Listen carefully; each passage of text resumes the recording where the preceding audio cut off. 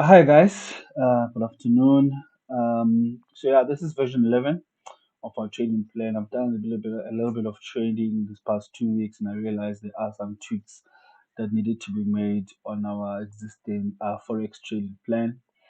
For those of you that are seeing any one of my videos on this trading plan for the first time, this is the trading plan for a business called President Investment.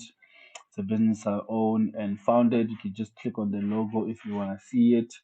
Tell a little bit about us. The trading strategy we trade is smart money concept. I'm not going to go into detail what is smart money concept in this video. You are more than welcome to basically go on YouTube, search smart money concept, or you can search ICT concepts. It's basically the same thing. The assets that I typically trade is USD to Nasdaq and gold with the strategy, but you are more than welcome to trade anything with the strategy. These are just the three that I watch. I think watching more than three assets is just crazy. So obviously having to look at three for me, it works well for me. Then trading times for me, the best trading times for me is around 2 p.m. and 6 p.m. South African Standard Time, and I trade it during the New York Open kill zone. This is usually the best time for me to trade because this is where the market is at its most volatile, and this is where the distribution for that day usually happens. Not always the case. Sometimes you might find that it starts um, in the London session. Maybe the distribution starts in the London session, but most of the time you will start to do distribution during the New York kill zone. Distribution, I mean, when the market actually starts the trend for the day. So if the market is gonna go up, hangata, you'll find that during the New York Open kill zone, this is where um, most of that moves will happen. This is a high probability setup. So basically, I'm gonna be taking you through this trading strategy for the first part of this series, this first video. So I'm just going to be taking you through our thought process or my thought process when I've conducted in forex trading. So the first thing I had to decide on is my time frames because we have a lot of time frames with trading on trading view or trading forex. You obviously, for me, I need to have a higher time frame. I need to have a medium time frame, and I have to have a lower time frame. Most traders will only have a higher time frame and a lower time frame, but the medium time frame, I found that it's really really good when you want to identify what is the medium time frame bias, what is the order flow, and I'll explain all of these things a little bit more in detail because this is a series instead of one long video. I'm trying to try and break it up a little bit so that I can spend a little bit more time on certain topics. Uh, POI means a point of interest. Point of interest is basically where I want to look for trades. I usually trade from supply and demand zones on a higher time frame, and on a medium time frame or a lower time frame, I trade from order blocks. I'll quickly tell you what is order blocks, a quick explanation, and obviously when we go to real charts and I start making examples, I'll explain what is supply and demand zones as far as I am concerned, because everyone has different definitions as far as certain topics with forex. That's the other thing I like about forex; it can be interpreted in many different ways, but you use it how it works for you. The step one of this trading procedure, I want to first identify what is the higher time frame narrative or the higher time frame objective. What is price trying to do from a higher time frame point of view? So then from there, I will then so remember the higher time frame is the 4 hour time frame, right? So on the 4 hour time frame, I will then want to see what is price trying to do. I will then identify my recent break of structure. I will identify my medium structure high, which is a medium structure swing high. I will then identify medium structure low, which is a medium structure swing low. I will then identify a higher time frame POI, which is a supply and demand zone. I will then identify if price currently is it in premium or discount pricing. Don't worry, I'm gonna explain all of these things. So first thing when I open my charts, when I analyze, I open the 4 hour time frame. I want to see where is my recent break of structure. I want to see my market structure swing high. I want to see my market structure swing low. I want to see since we've broken structure, we have a swing high, we have a swing low. Where is the current unmitigated supply and demand zone? And then are we in premium pricing or are we in discount pricing? Yeah. Then once we have a higher time frame break-off structure, I'm expecting price to pull back to a higher time frame POI. A higher time frame POI is a supply or demand zone, depending if I'm trading supply or I'm trading demand. I'll explain again for anyone that's not clear what is supply, what is demand. Cool. So the higher time frame narrative, then I need to decide: am I going to be trading the pullback or am I going to be trading the continuation? That is the narrative. The higher time frame narrative, seeing that price has broken structure, obviously I'm expecting what? A pullback. Then I need to decide: am I going to be trading the pullback or am I going to be trading the continuation? As far as this trading procedure is concerned, we do not recommend trading higher time frame pullbacks because pullbacks can be very unpredictable because you don't know how far the pullback is going to go.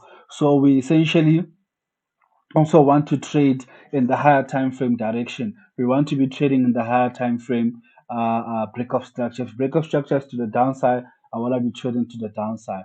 But however, if you want to be a little bit risky, you're feeling like Chuck Norris, and you want to trade the pullback, you're more than welcome to do so. But as far as this trading procedure is concerned, we want to be trading continuations because we want to be trading with the trend.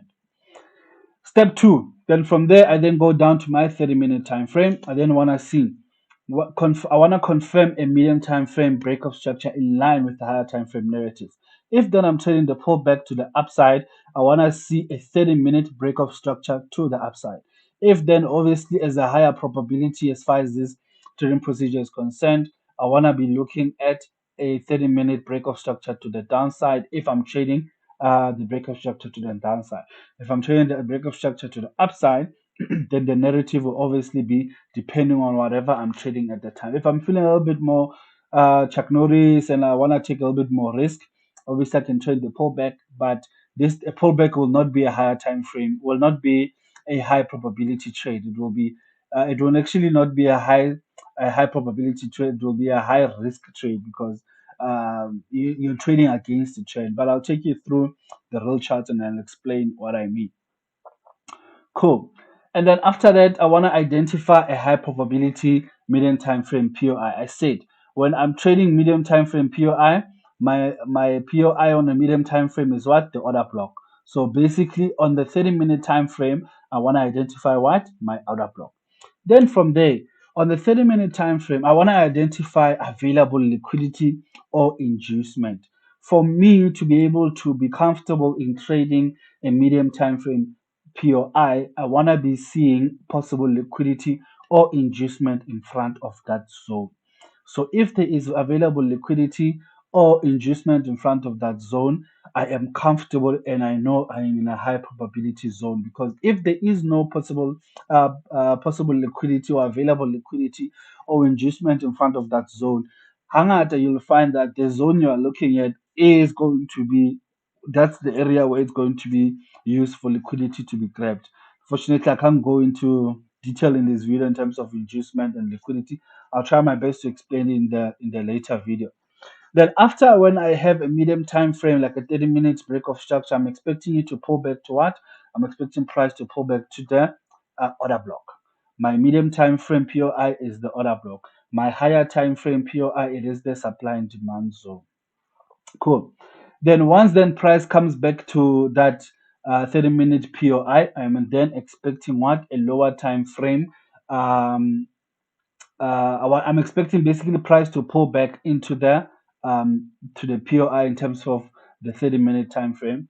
Then once price gets into that um, medium time frame POI, I'm then expecting price to what? To change character again and break structure on a lower time frame. My lower time frame is what? My lower time frame is the 1 minute. So on the 30-minute, I want to see price coming back to a 30-minute POI. And within that 30-minute POI, I want to see a 1 minute break of structure and price coming back to a medium and lower time frame POI, which is aligned with the higher time frame BOS. So after a lower time frame POI, I'm expecting price to pull back into a lower time frame POI. Sometimes it doesn't go all the way in. Sometimes it just goes 50%, 50% within that zone is more than enough for me because we are dealing with the 1 minute time frame. So 50% within that 1 minute 1 minute zone is it will offer a low risk trade. Né? Cool. So this is basically the diagram of what I've just explained. All right. So the white line explains a 4 hour. The blue line is the 30-minute medium time frame, and the brownish or goldish line represents the lower time frame, which is the 1 minute. So when I open my charts, the first thing I want to see is a trend. How do I know I have a trend? I see a break of structure. This is on a higher time frame where I see the 4 minutes. So the 4 minute broke structure. So if let's say I open it and I see that price just recently broke structure, I'm expecting it to start pulling back into this demand zone. So this is a demand zone. So demand means that it acts as support. So I'm seeing that once demand gets here, when something is in demand, what happens? It gets bought, the price goes up. So I'm expecting you to come into this demand zone. This also demand zone can be called a flip zone because it has previously pushed price down, then broke, then so previously it was supply or resistance which pushed price further down. It broke, but now when price comes to it, it becomes support or demand. So some people might call it a flip zone or a sub zone. So, but for me to make things simpler and easy for me, it is a demand zone. So this is a demand. So I would usually mark it from the candles where the structure was broken, and from basically where the move started that broke structure. When price starts coming into it, this is the 30-minute now. So I see on the 4 hour it broke structure. I'm expecting from the 30-minute to start coming into this zone. When price starts interacting or mitigating this zone, I want to see a 30-minute break of structure. Once I see a 30-minute break of structure, I now have a what? I now have an order block. Because whenever you have a break of structure, you will always have an order block. Then now I go once I see a change of character or a break of structure on the 30-minute, I go down to the 1 minute. I'm expecting price to come back and mitigate or test this 30-minute order block. Once price gets into here, it doesn't even need to make it all the way in. I see it mitigating. I see 1 hour again breaking structure. Then I know that I'm waiting for the what? For the 1 minute, sorry, not the 1 hour, the 1 minute change of character. So every time we have a change of character, a break of structure, there will always be an order block. So now I'm waiting for the 1 minute to come down to test its own order block. It doesn't even have to be all the way in, because now we are dealing with a 1 minute. It's a much smaller time frame, which will obviously give me a much better risk to reward, and this is where I make my entry. All right. The reason for all of this is because on a higher time frame, I see that the trend is moving bullish. The trend is in an uptrend. So now I want to wait for price to come back and realign itself with this higher time frame narrative of that bullish move. So once it starts coming in here, I don't know if it's going to blast through it. I don't know what's going to happen. So that's why I need to wait for price when it gets here to change character. This change of character acts as the first confirmation, a first strong indication telling me that price wants to go up. So once it tells me, oh, okay, price actually wants to go up because it's breaking structure, it's just changed character, it comes down here to this order block to mitigate, now to give me an entry. I can enter immediately here, but for me, I still don't know if this was just a reaction. It might just reacted, but not really changing. So this 1 minute change of character provides an additional confirmation for me on the 30-minute time frame to say I indeed price wants to head up higher, because here we had a break of structure, but we had a break of structure on a 30-minute time frame. I don't know if it was just reacting to the supply zone, to this demand zone. I don't know what was happening. So now, once it changes character, I'm expecting it to come test what? Its order block. Once it then changes character again on the 1 minute, that serves as second confirmation, telling me that price indeed wants to head up higher. Cool. Supply and demand. Not supply and demand, premium and discount pricing. So premium and discount pricing basically explains which area of the market is price in.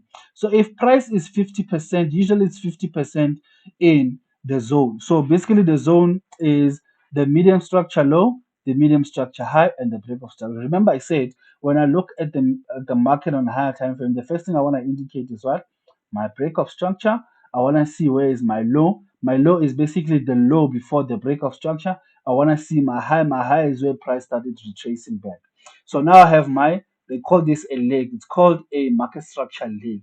To say this is the leg I'm currently trading. I have a break of structure, I have a break of structure, I have a low here, market structure low, I have a high here. So this is a market structure leg on a 4 hour time frame. But in that leg, you do get premium and discount pricing. Premium means when prices are in this 50% range, they are considered expensive. This particular asset is considered to be expensive. So we cannot be looking if you want to buy something at the market, why would you want to buy it at expensive prices, especially when everyone is buying? We see that we are in a buying market. So now I want to buy. Why would I want to buy in premium pricing? I have to wait for price to at least come down here into discount prices. So the 50% range within this higher time frame leg is then considered to be discount pricing. So the further in price is in this range, that's how it's becoming cheaper and cheaper and cheaper and cheaper. So when something is cheap, obviously people will want to buy more of it. So hence once they buy here, hence why we call it demand, that will push price up higher. When something is in demand, price for that thing becomes more expensive, hence pushing price further up into premium pricing. So when we are in a bullish trend, in a bullish leg, obviously what I want to do is I want to buy in the cheaper prices for this particular assets. If I want to buy a TV at the shop, I want to buy the cheaper prices. So I want to wait for price to come down to the cheaper prices. I want it to come to a demand zone where I know a lot of buyers are sitting.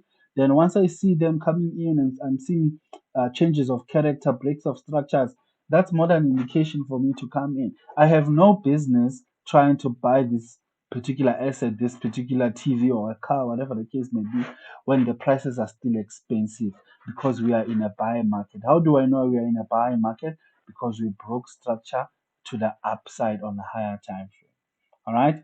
So let me just explain order blocks quickly. So order blocks are basically um, refined supply and demand zone.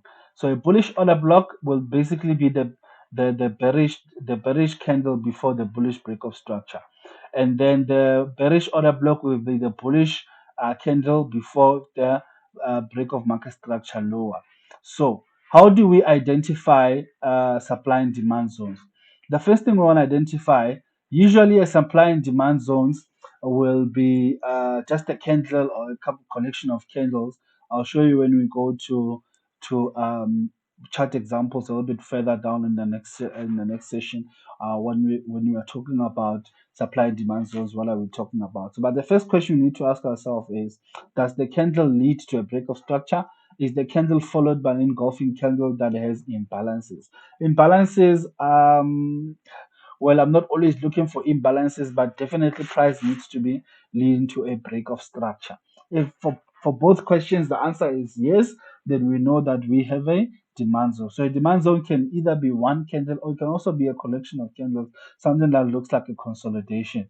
Then that usually is a demand zone. So for this first lesson, this is where we're gonna end to give you a brief high value or high level explanation of this trading strategy. We'll basically try and go into more details when we do the next lesson.